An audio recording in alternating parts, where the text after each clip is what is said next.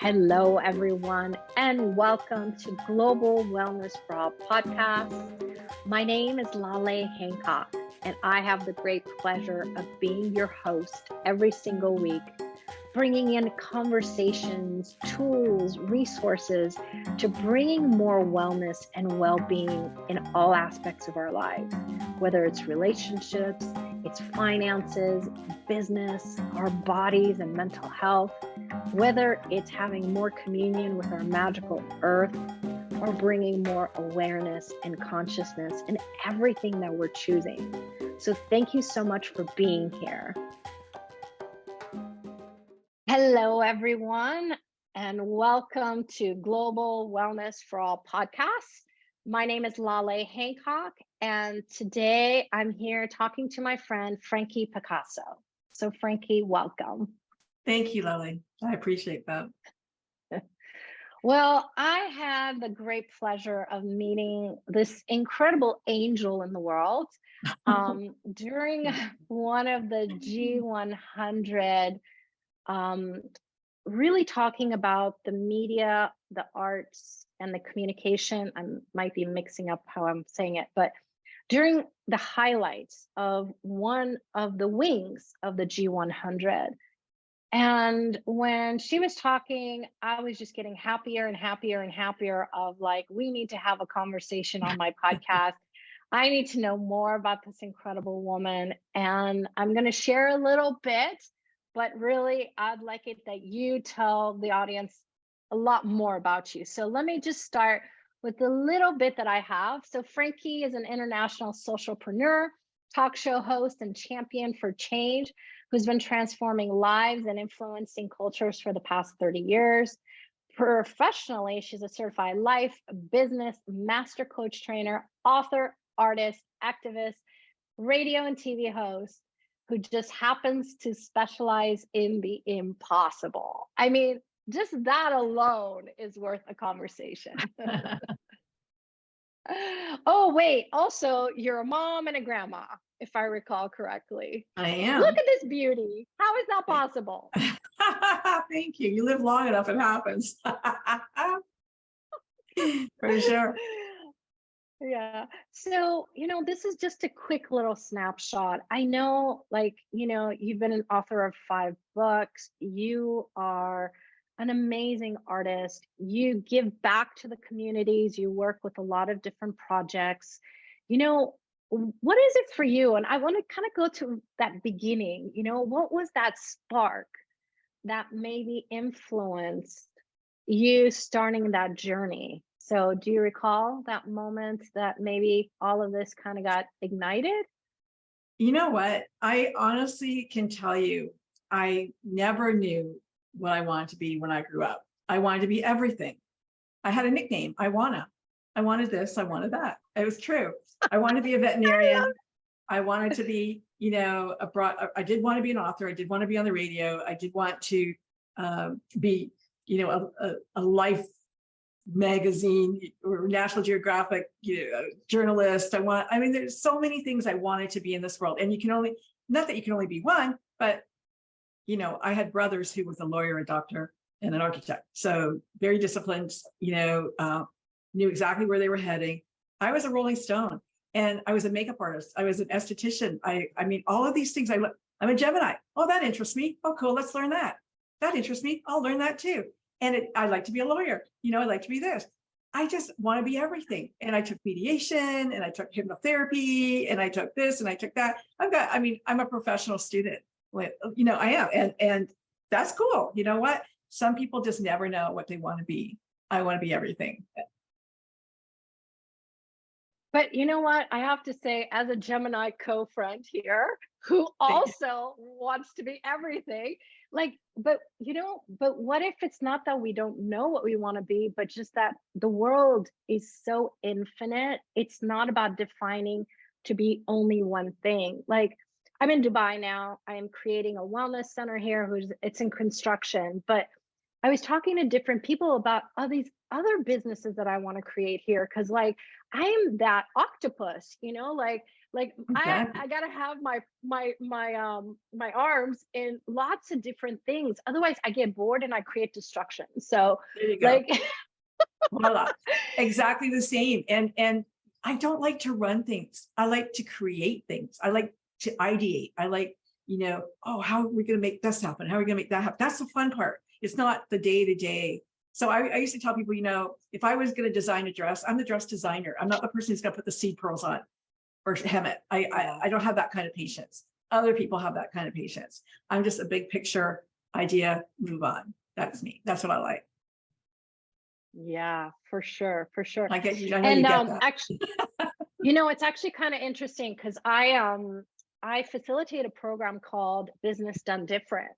And one of the things we talk about is that your business requires three different kinds of energies. Now, that could be in one person, that could be in 1,000 people, it just depends.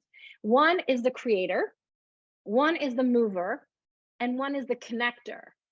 And creator is the idea person who's like constantly creating, creating, creating, creating, creating. But the mover is someone who's also going to take this, whatever this is, and start to also become aware of the futures of what's required with this Mhm. and be able to move its energy, put the systems, the processes, the people who will do the sequencing or whatever else that's required for that dress, right? But then you need to have people who can talk about it so that it's not just an idea just here in this business, but like telling the world about it. And those are the connectors. And my whole life, I thought I was the connector and a mover, but not the creator. Then I realized because I had associated the artist, like my sister, who is an interior designer. I had associated people like, you're an artist as well. So they're the creators. But all the creativity I had in business, I'd never considered it to be creativity, but it was these ideas It's that were out totally of the box. Totally. So when you say that, like I'm curious because you are a director for an organization. It's called, let me girl power talk. remember. Yes, yes, yes, Girl Power Talk. Um, but as a director, you're not just a creator, Correct. your other capacities of mover and connector are coming into play as well. I think we can be all three. And I used to call myself an actionary. So it's a visionary who acts. And I think that's the thing. You can see the future. You have to see the future before you can create. I think that's, I used to sit in an empty house, go, how am I going to decorate this? And it have to be, and you just sit there and all of a sudden one thing, and then that leads to the whole vision, right? And so that's how it is in business too. You think about who it is, who's my customer, who these people that I direct, these young, leaders, we call them, in training, and how do I connect? Okay, I do connect to them viscerally, really, and as a mother, a grandmother, I don't know, they see me as someone that they trust, and I think that's really important in business. You have to be trusted, but also I know where I need the players to go, and so with learning disciplines or somehow you move them into the right place so that organizationally it works for all of us and the culture works for everybody. I think that's what's really important. Yeah. So I think we are Yeah. connectors. I mean, we're Geminis. We talk to people. We like to meet new people. It's changed. I think that drives us more than anything. I call myself a change agent because I couldn't live without constant change. Some people are afraid of change. I'm not, right? Yep. And I think it goes where your values are. And if I look at my top 5 values, because as a coach, that's the very first place I go with people is what do you value? And most people don't think about their values. I value flexibility and creativity. I need that flexibility to be able to change on a dime and the creativity to create. In my day, I have to have some kind of creativity somewhere. Yeah. Even doing a show like this is creative. I don't know what I'm going to say next.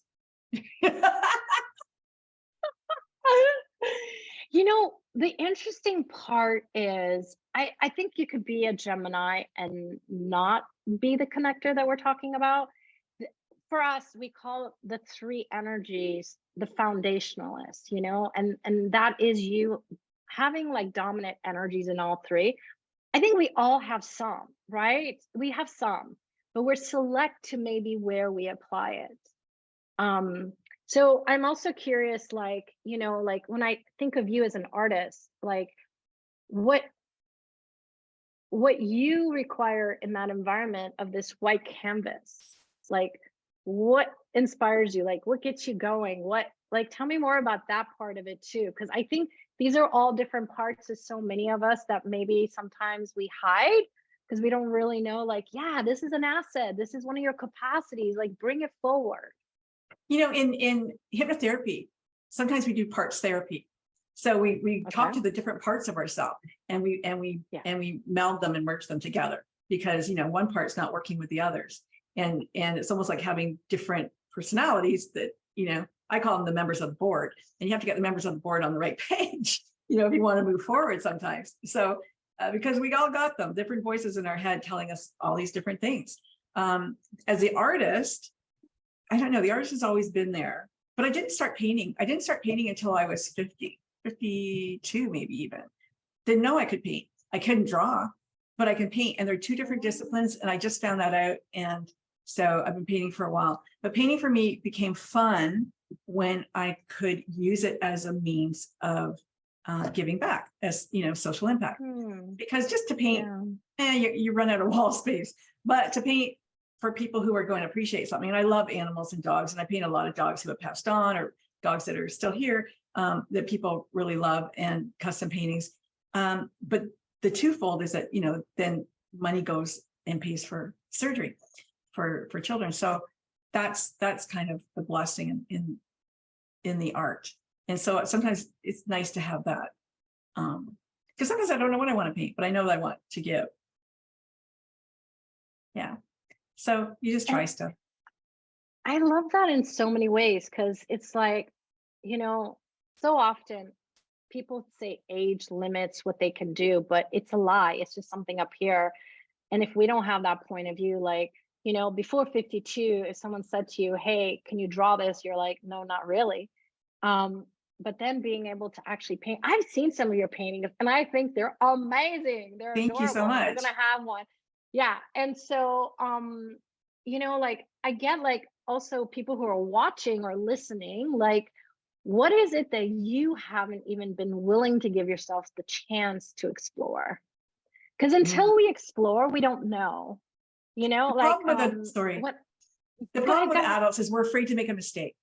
And that's why we don't do Hmm. new things. You get to a certain age, you go, oh, I'm not going to look very good out there playing golf, or I'm not going to look very good in the gym, or I'm not going to paint as well as her.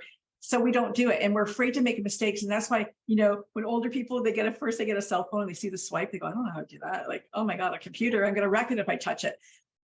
We are so afraid because we were, as kids in school, don't make a mistake, that we're afraid to make mistakes. And so we don't try new things. But if you try Yeah. stuff and you make a mistake, that's how you learn. I mean, you don't learn if you do everything perfectly. There's no learning Yeah. in that. Yeah. So I think it's important just to jump in and see where you're at. Like, I didn't know I could do it, but I wanted to do it. I love that. It's funny for me, it was actually during COVID. I'd had an idea of starting my own fashion line many years earlier, but I was traveling around. I just was too busy and I just didn't try it. And I started to design some dresses and some pants. And it was so funny because I would have said to you, I don't know how to draw. Like it's just nothing that I've really like focused on. And it was actually the willingness to do it was also because then you also allow the creative ideas to come. You're willing to receive them, like so many ideas are coming to be received.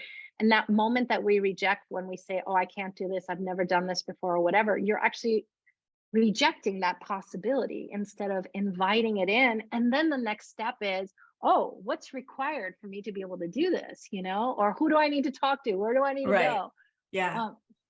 But that willingness to actually receive it and then explore what miracles come from that. I think of And cooking as it's, creative too, right? I think cooking is very creative. I don't use a recipe. I might look at a recipe, go, okay, and then you just start throwing your own stuff in because you know how to do things, and that's yeah, creative. People don't see their creativity in the everyday things that they do.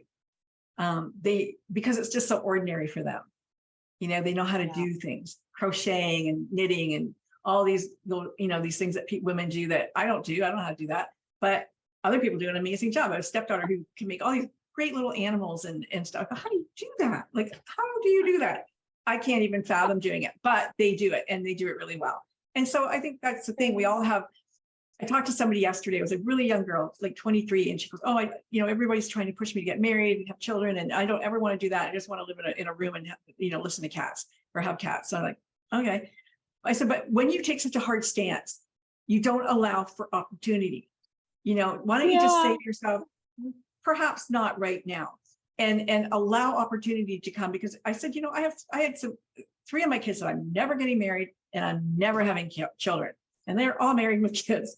So, the never ever, that's a hard line. But you have to eat your words. Sometimes. So, never ever. And at 23, that's a really hard line. Like, come on, you don't even know what you want. I still don't know what I want. It's funny.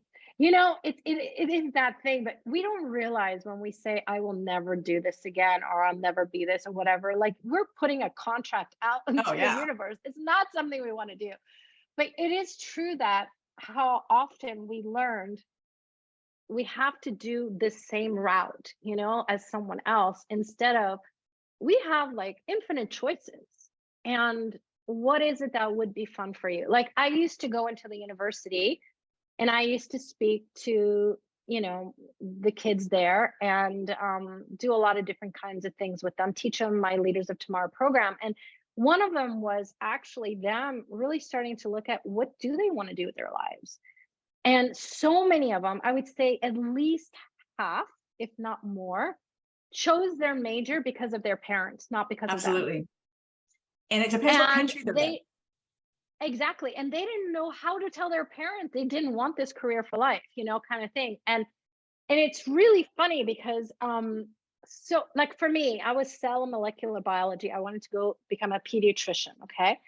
I didn't choose that route, but my education helped me in business and now in wellness, and now having a business in wellness, so like it doesn't mean that it won't, but it's like what would be fun for you? What would you like to get out of bed and say, you know what, today I'm getting up and I'm gonna like do whatever, and actually be enthusiastic about it instead of I'm doing this to please my family or someone else, Yeah. And so giving people choice is something that I know it's more new for people, including us. We're just learning it's okay at 52 to paint, or the different things that I've learned, over the last 10, 11 years that I wouldn't have even tried earlier. I know that people don't know what they don't know. And that's the thing with kids. They don't know what they don't know. And they don't even, like, I work with a lot of, young people in India and Africa and countries, that are recovering and trying, to get ahead in life. And they don't even know what's out there. Like they haven't even heard of half the careers that we have in North America. Even they go, that's a career. People can do that. And so that's the thing. Like you're giving them, you're showing them the world and giving them new choices and opportunities. And it's great. It's great. I mean, I love being able to do that. And for some of them, they'll never be able to do that. Maybe some will. But if you don't know what you don't know, then you don't know anything. You just don't know what your choices are. It's not, you don't just have to be an engineer and a doctor. You can be like a myriad of other things, or everything, right? Like you try this, you try. I had a custom condom business in my 30s. Very, very, very popular business. I had young kids, and my kids, go, Mom, you have to do like, when you're an entrepreneurial mother and you've got young kids, they're always like, we want you, like the business. But the business was really successful. I was on the cover of the business newspaper like 3 times. Then I was the first woman kickboxing promoter in the world. That show took me 9 months. It was like birthing a child. So much time and energy. I loved it. Like that to me was the most creative thing I've ever done, because I scripted the TV, I got the deals, I did like everything, matchmaked all the fights, did everything. It was like so rewarding personally. But my kids like, please don't ever do that again. Like we miss you, we need you. And so I'm like, oh, okay. You know what? Like you give up things as a mom sometimes, and you have to, because, you love your children. So later in life, like, I wouldn't say I have the energy to do some of that stuff today. I'm 60, I'm gonna be 66 in June. So, I don't know, but there are things that, I have retired and I went back to work. That was one thing. Do I want to create new things? Yes. There are things I'm thinking about on the horizon for sure, but I don't know. I don't know when they're going to come around, but I always tell people, that when you see that commercial on television and you go, oh, I thought of that. Well, you thought of it, but you didn't, the opportunity was knocking, but you didn't act on it. And that's the difference between, actionaries and people who just think of things, right? You can just think about an idea, but if you don't act on that idea, then somebody else is going to have that opportunity to make the money on it or to do things with it. So, like I say, opportunity comes to everybody, just not everybody answers that door. And if you want, to have things, open the door. Yeah. Do you have any suggestions on them opening that door? Well, change happens best in chaos. I know that for a fact. When you're forced to micro, or macro into one thing, your house burns down. Well, you're forced to go get a new house, aren't you? Or you're forced to look at life as a minimalist to go, what do I really, really need here? And that's kind of thing for change. But if you don't leave that comfort zone, change is not going to happen for you. Like, nothing good happens unless you move. And so you have to move. The other thing that I found for myself was in manifesting, I put things that I really, really want on my screensaver. And then I'm always looking at them. I had my house. I live in a log home. I always wanted to live in this log home. Love this house. Had it on my screensaver for 2 years. Looked at this house and go, gee, I really love you. I wonder when I'm going to find you.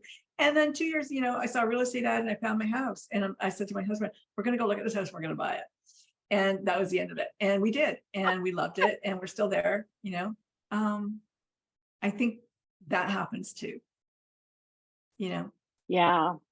It's really interesting because the engagement's got to be there. You got to connect to the consciousness of whatever it is you desire, And for me, like, whenever I wanted to buy something, I would look first online and explore different things. And I realized today, like, everything was this dance initially of something online, whether it was close to that or not.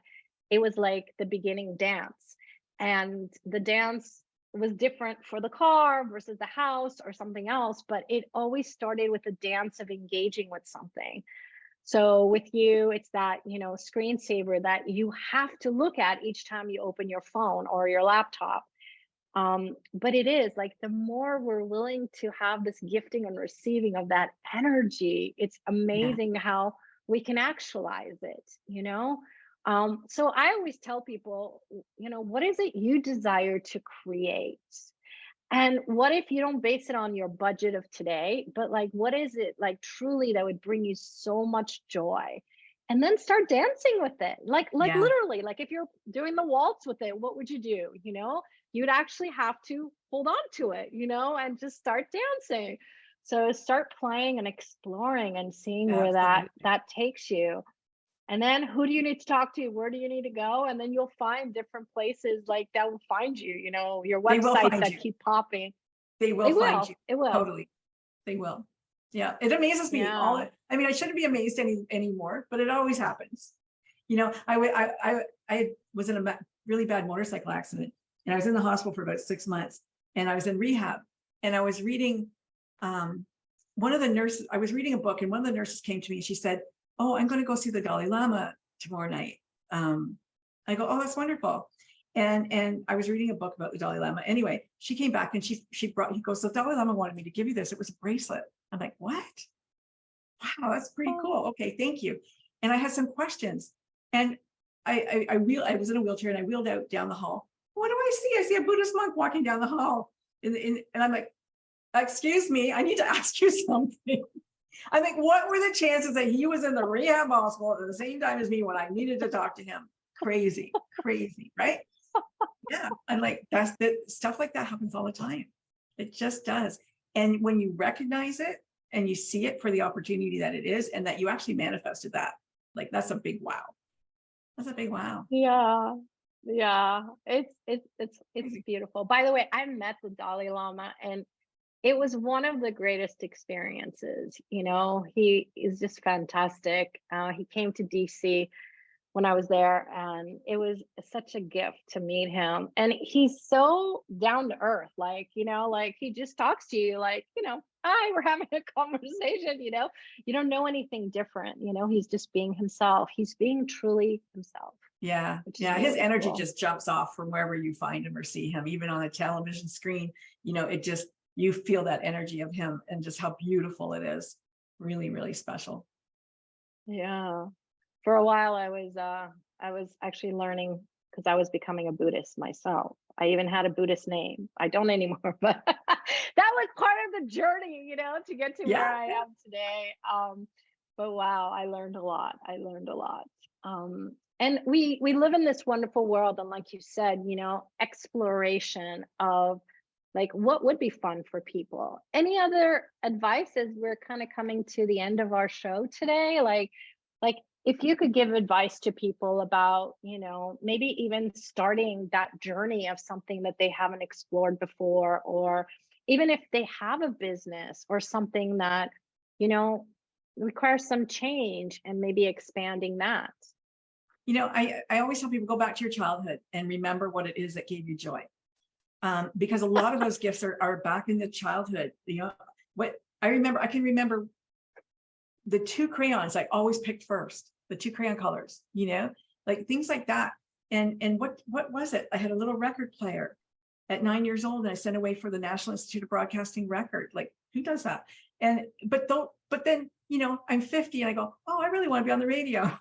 Oh yeah. See, when I was 9 years old, I did too.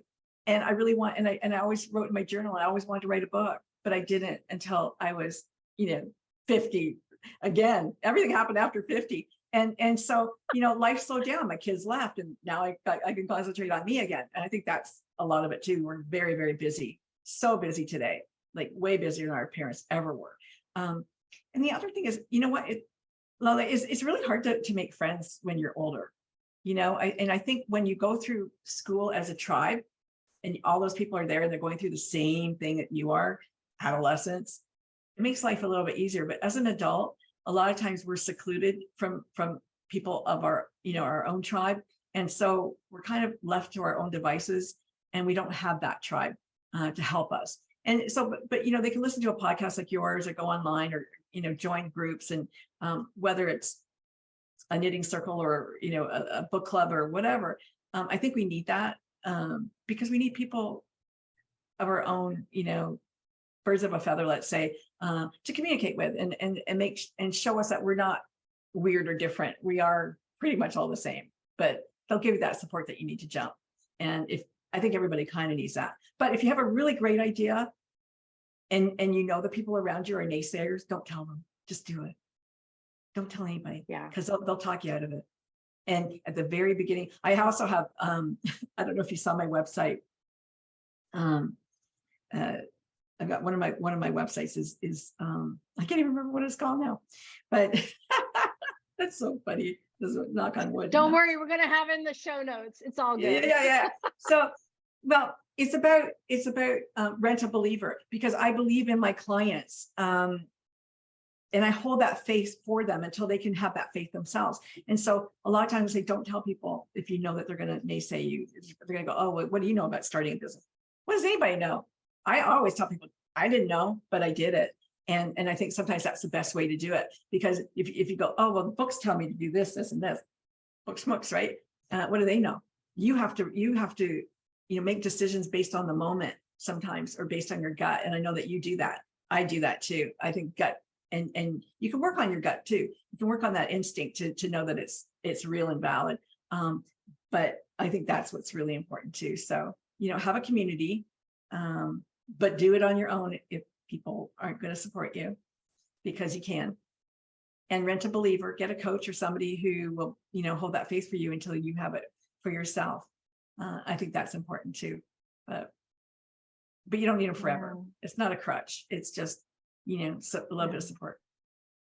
Hope that helps. Well, what I love about that is that, the journey is not a destination. So every day is going to be a different day, and definitely surrounding yourself with people who can be that contribution for you.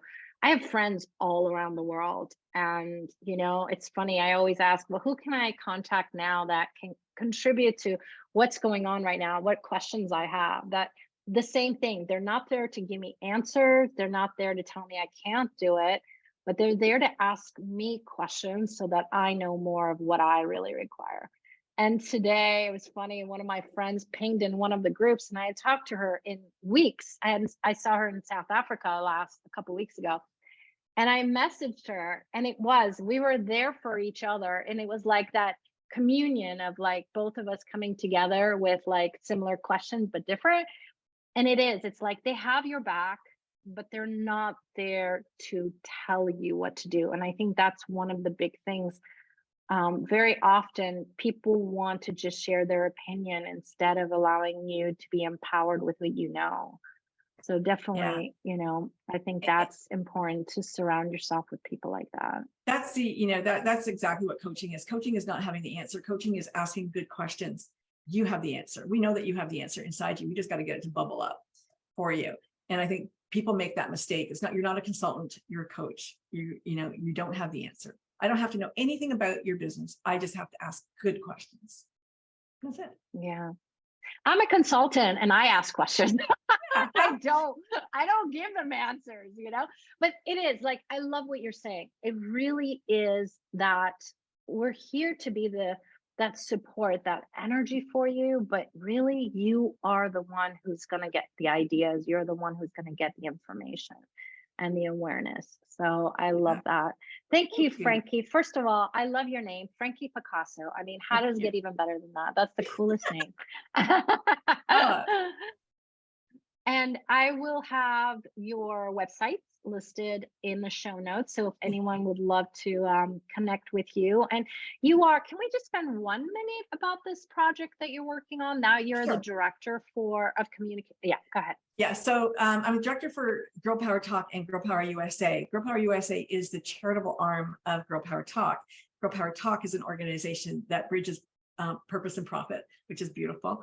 Everybody really has social impact at heart that comes there, but like as I said before, we are mentoring and I'm gonna say teaching, but they're working and making money. Young leaders from around the world, 25 countries right now, to support and help them become global leaders in the future. And they're absolutely amazing. But Girl Power Talk, the charitable arm, is new. And we also have projects already on the go in Kenya and Uganda and India and Nigeria and different places in the world. So very important to me that, Girl Power USA becomes known. But we want you to like and trust us first, and invite you to come to India and see what we're doing and meet the people online if you want. If you don't want to take the trip yet, come and meet everybody, because they're really amazing, very talented, very intellectual, very surprising young people that, people, especially in North America, don't expect. I don't think they expect, a girl from Zimbabwe to have passed her, her CG, or be a chartered certificate accountant, or to be an amazing writer from Kenya, or to meet this girl who's a lawyer from India who's absolutely amazing and so talented. Like, they don't expect that.